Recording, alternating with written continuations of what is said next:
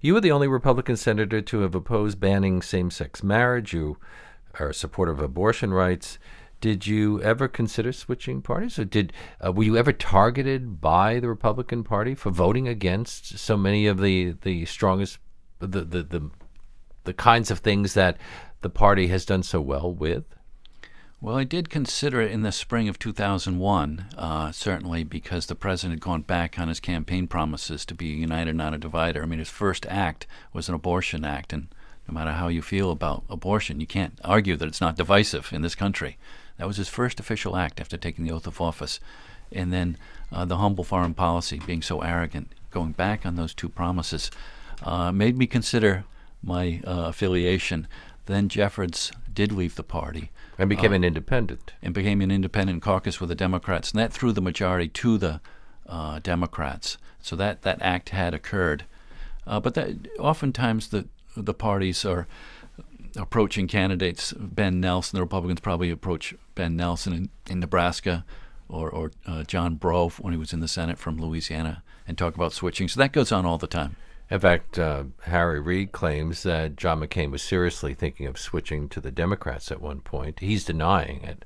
Yes, those conversations do occur on likely suspects. And John McCain certainly was a likely suspect in the spring of '01. He and I were the only two to vote against the tax cuts. Of course, he's gone back on that now, mysteriously. Well, he now is courting a different part of the Republican Party, going back on any number of things. You think he's done it because it's the only way he sees for him to win, or do you think he's had a change of heart?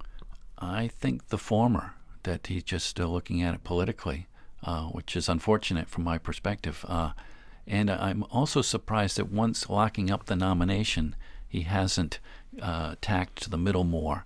He's still kowtowing to that right-wing base.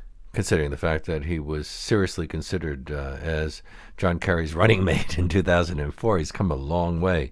You say September 11th changed the distribution of power within Congress because now the fear became a big factor, and it motivated people to vote in certain ways? Yes, and after the vote of September 11th, Jeffords already left the party, so the Democrats were in control of the Senate. Tom Daschle was majority leader. Then we had the vote on the Iraq War in October of 2002. Tom Daschle was the majority leader.